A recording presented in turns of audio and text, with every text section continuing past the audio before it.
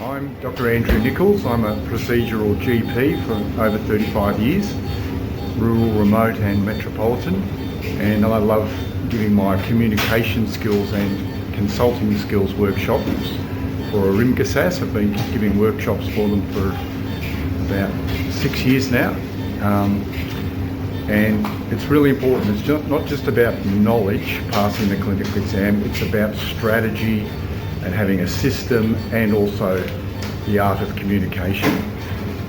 It's very gratifying that I get a lot of feedback from doctors who've found what I tell you very helpful in passing the exam. So I'm looking forward to doing another workshop in October, and I would ask everyone who's attending to please come armed with one recall, where you will play the patient and I will do the doctor.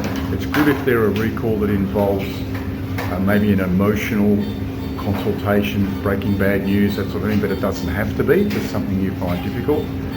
And I'll pass on hopefully some of my accumulated experience, and look forward to seeing you all.